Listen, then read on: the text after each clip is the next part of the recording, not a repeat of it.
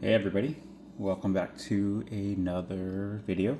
It's Lafa Rips TCG, and today we're back with the pre-releases. In front of us we have Aether Drift and New Capenna. So why did I pick these? Historically, they are some fun sets. I think Aether Drift has some interesting mechanics that just didn't translate super well into the long-term game of Magic. But in terms of value, these sets ring pretty low. So I was kind of curious. I got these off eBay. Aether Drift costs $25 and Streets of New Capenna costs $22. And I'm curious if I can at least make my money back. Like I talked in the last video, I'm a big fan of pre-release events. These are two pre-release events that I was not a part of. I also haven't bought too much into these sets, so I do have Mana Box open next to me. I am going to be doing some live pricing on certain cards just to kind of see where we're at. And yeah, let's get one good shot for the thumbnail. Cool.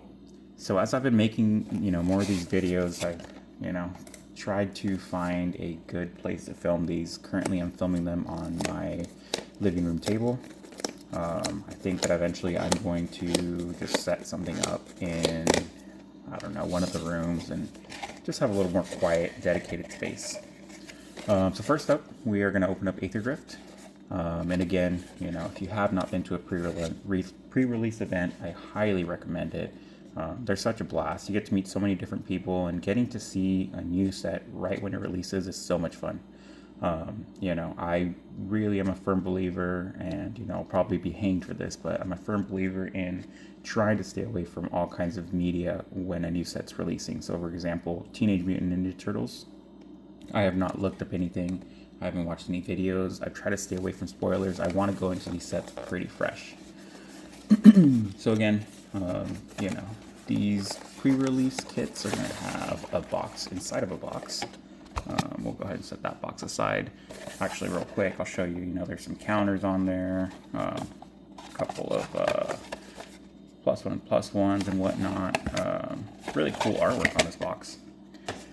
And then we have the actual pre-release box. So opening that up, as usual, you guys should know, favorite part of this is the spin down that comes with it. And this one, let's see, there it is, little flag, a racing flag. I like collecting those. And so inside of it, we have also got our promo, which we could have used if we were playing at a pre-release. Nice little gold stamp on there. And we have 6 packs of Aether Drift. And as always, your kind of little cheat sheet, especially for new players. Kind of lets you know how many cards to put in a deck, or maybe not even new players, just players that maybe play different formats. They don't typically join pre-releases. It's kind of just a good cheat sheet for them to know where and what to put in their cards. This one came with an enhanced eraser license. Don't really know. I think this is just more for fun. It kind of reminds me if you guys have ever been to Disneyland back in the day. I'm not sure if you can still do it, but you could, get your ID card at the car ride in Disneyland. So pretty cool though. We already looked at it, so let's take a peek at Market Back Walker. Just gonna crack that open. It is in the foil, so that's exciting, with the gold stamp. If I can break this packaging. Alright. So yeah, again, it is in the foil, so that's really, really cool. Let's just look at some pricing for that, just to kind of get a ballpark idea of where we're at.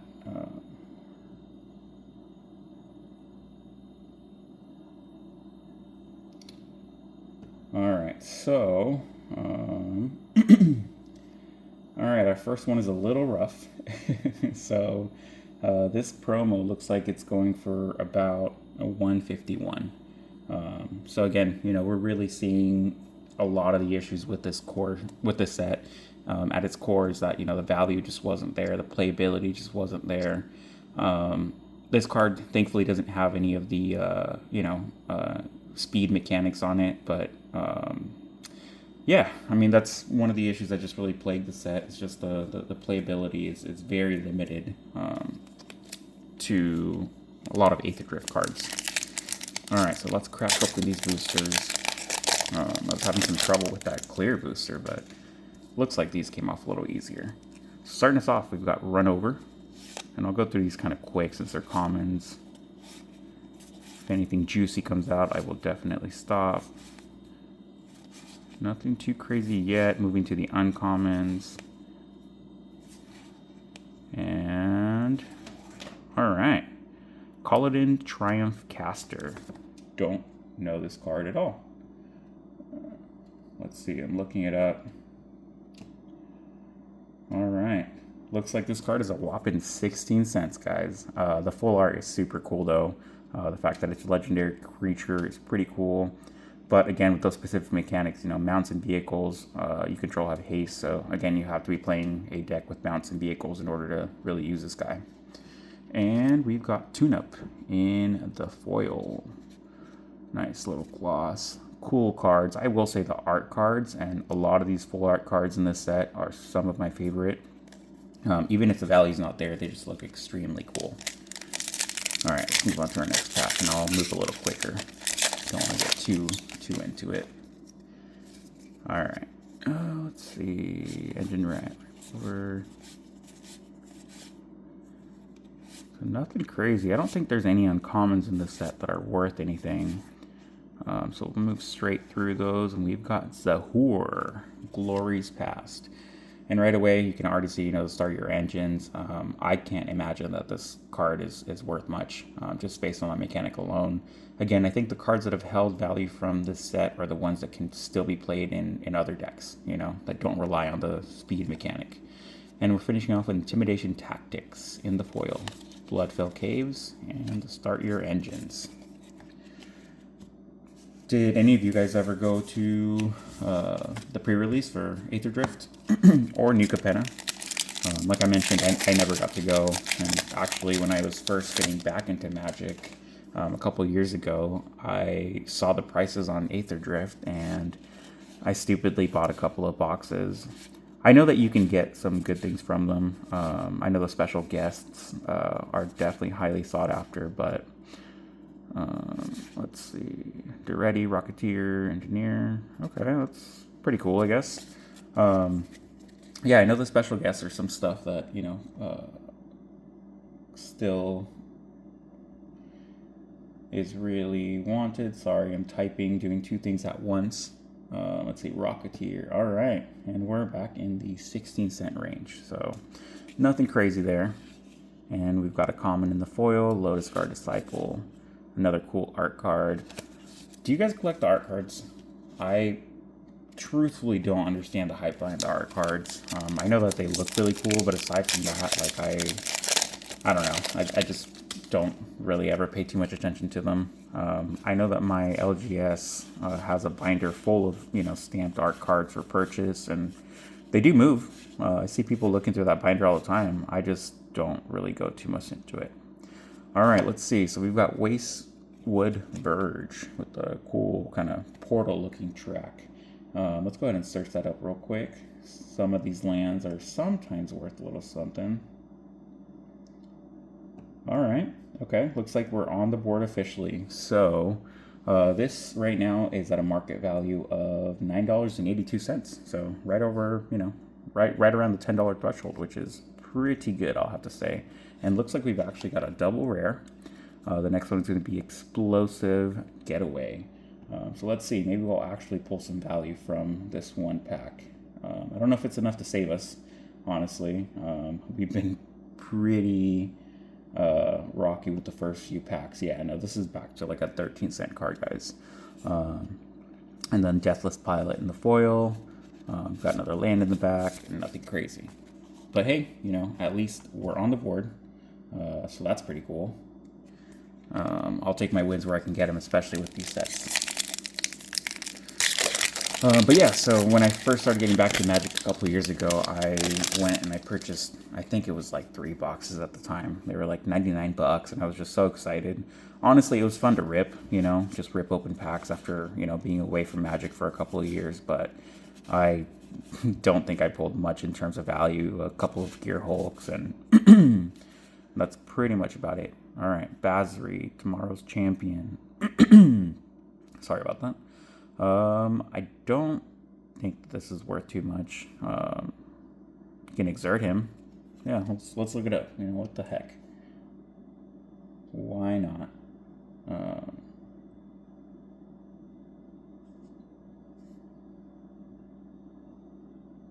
What app do you guys use to track your cards?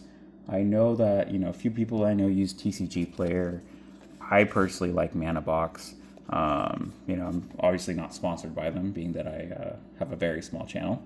But I just, I find it the best for, holding my collections, and yeah, back on the board with like 14 cents.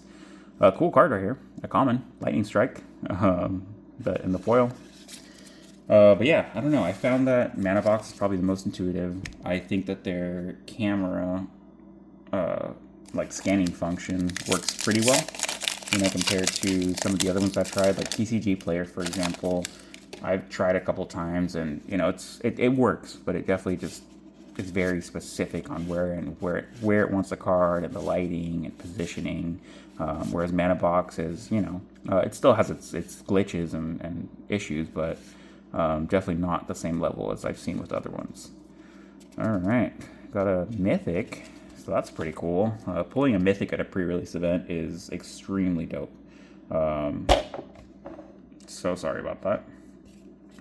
Yeah, pulling this at a pre-release would be sick. I don't think that it's going to have much value again, but let's just take a quick look, just for the heck of it. I'm sure at the time, when this card came out, I'm sure that there was, a lot of hype around it, especially if you pulled it during the pre-release. But now, in terms of playability, it's really hard to tell if these cards have held any value. Valor's Flagship, yeah, no. Mythic at 50 cents, just below 50 cents. And then we've got Dune Drifter and Jungle Hollow and another art card. Yeah, so, total value of that pre-release kit, $10. I mean, we could add up the 50 cents here, 50 cents there, but, if I'm someone that's for some reason looking to, flip these cards or sell them or something, yeah, I mean, let's assume your LGS gives you, 65, 70% at most. You're making like $7 from this pre-release. So currently we're down in the negative, but hopefully Nuka Penna can bring it up. Bring it up for us. Come on. Oh, man. I feel like I always open these the wrong way.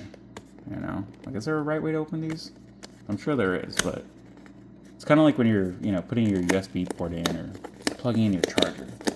For some reason, it's like you're always going the wrong direction. All right, so again, fun little box. Won't get too much into that. I will speed it up a little bit. We've got the Riveteers.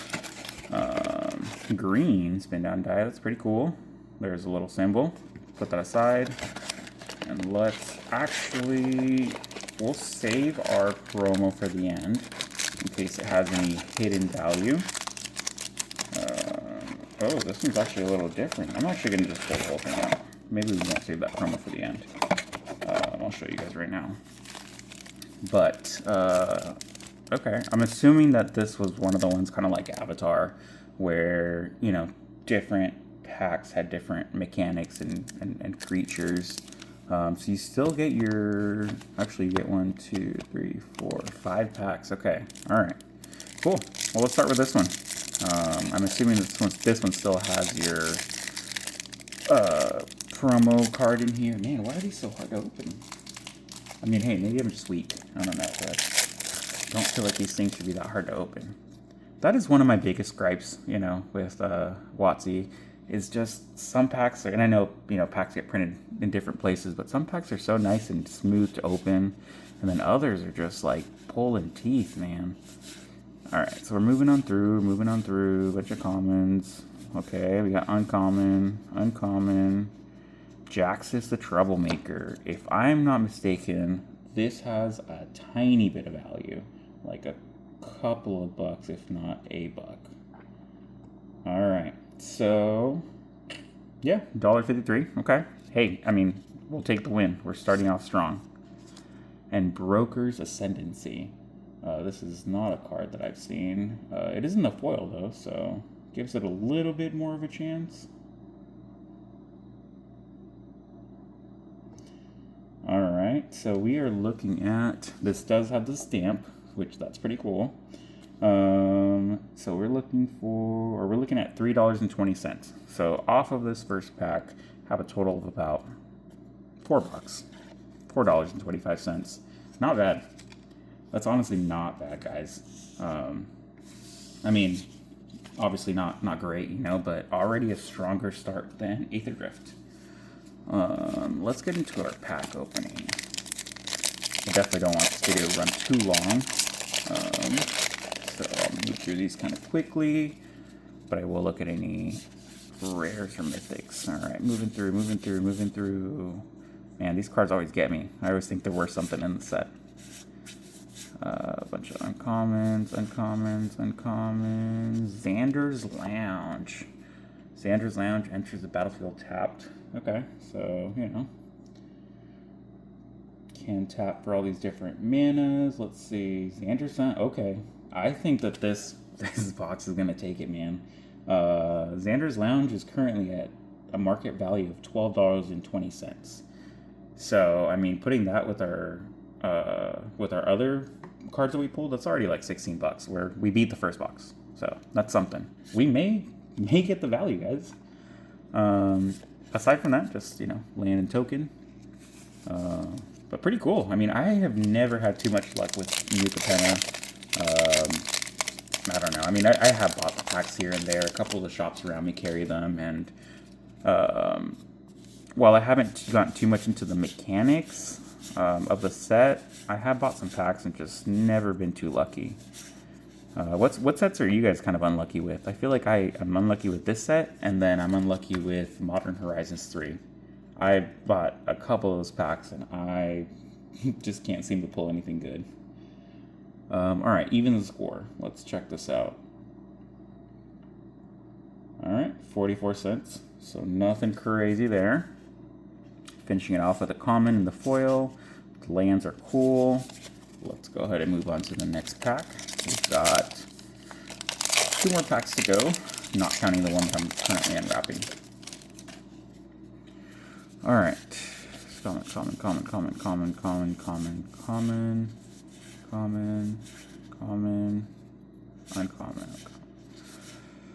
Alright, Cemetery Tampering. Hideaway 5. When this enchantment enters the battlefield, look at the top 5 cards of your library, exile and face down, and put the rest. Okay, that's interesting.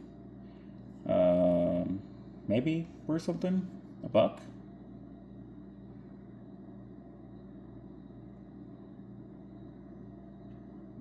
Maybe. Hey, you know, I grew up my whole life thinking that Cemetery had an N somewhere in there. I don't know. I don't know where I got that. Usually I'm one of those people that's like locked in on grammar, but I keep wanting to put an N in there. No, nothing of value there, guys. Move on to the second to last one. I do want to apologize. I know I've like knocked my camera a couple of times. I mean, I'm still kind of getting used to everything. I'm slowly working on a better setup, and for now, this is much better than what I started with, I will say. Hopefully, it's a lot clearer and the lighting's a lot better. Let's look up Obscura Interceptor. Another bust. Alright, Baller and Brawlers. I don't know. I was hoping at least one of these boxes would, you know, at least break value. We do have one more pack. If we can pull another $12 card or something around that, you know, at least one box will be positive. Let's see, can we do it? Can we do it? And structural assault. Okay. Let's see if this is worth anything over here.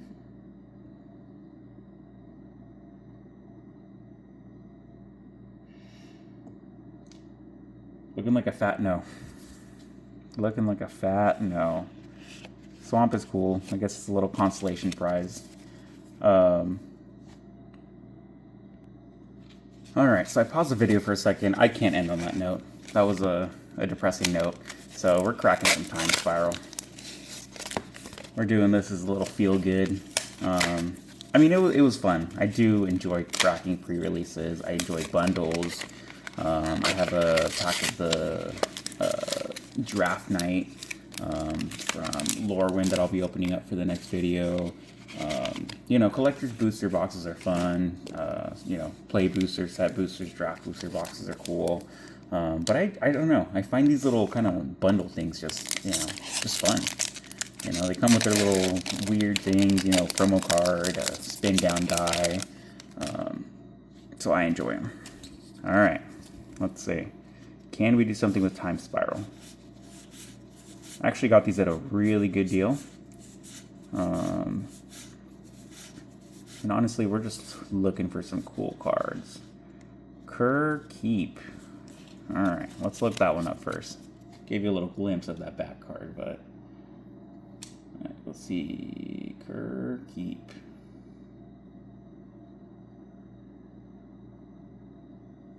Autocorrect on this tablet's going to be the death of me. All right, so Kerr Keep is at a total of 43 cents. So, starting in the red. Moving on, Contagion Clasp. Okay, might be kind of cool. Let's check that out.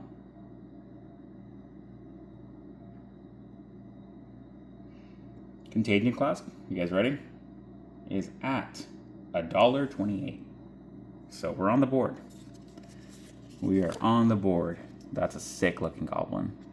If I ran a goblin deck consistently, I would put that goblin in there as my token. Alright, last pack of the day. Thank you guys for you know, sticking around today, hanging out. For the people that are watching, you know, I do appreciate it. I hope you see I'm putting some good content out there. You know, I'm doing daily pack rips. I'm doing, you know, some fun vintage pack rips on Fridays. Oh, Damnation. Okay. All right. It's got to be like a $20 card. This is, okay. At least we got one sick pull. Oh, yeah. Let's move her down. 2114. All right. I can sleep peacefully. I can sleep peacefully. We got something, okay? We'll look up this Laboratory Maniac, just for the fun of it.